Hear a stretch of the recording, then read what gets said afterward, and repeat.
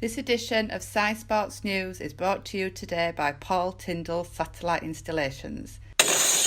Every job too small.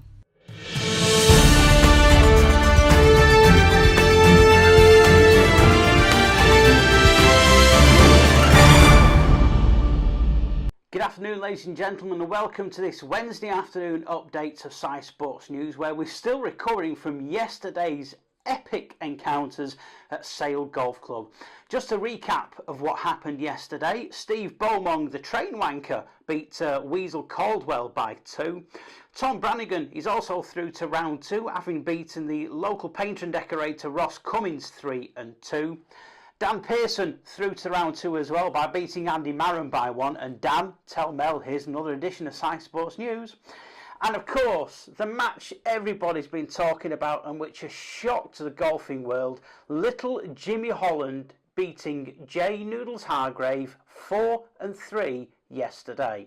Well, just to show how much of a shock that last result was yesterday, we sent Paul Tyndall out yesterday to film a segment for Sci Sports News with John Devonport, and this is John's reaction when the news broke. What? You know, Jason lost? Jason lost? To the long-lost lover from Liverpool? Little Jimmy Osman? No. So the main question is now, what next for Jay Hargrave? Where does he go from here? He can't win a major, he's out of the knockout. There's only one man who can solve this. Over to Mean Dean Bulter. Well, good afternoon, Jason. It's Dean from Trafford Golf Centre. I thought we'd try and take a look at your swing and your setup, see if we can sort you out, because your season so far has been, what's the word?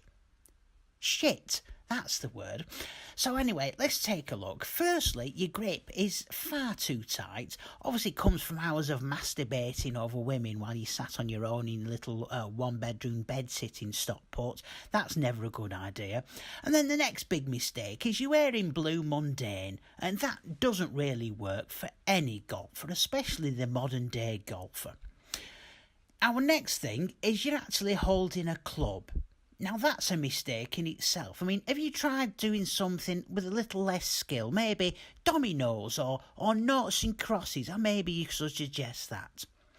And so, as we see, as you're hitting the ball, you're hitting it far too right, and oops, there goes another window.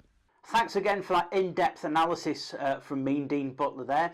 Well, Jay has a chance to redeem himself on the 21st of May, as it's the next major, the Metrolink Masters at Swinton Park. Chances there for Jay to maybe come second or third.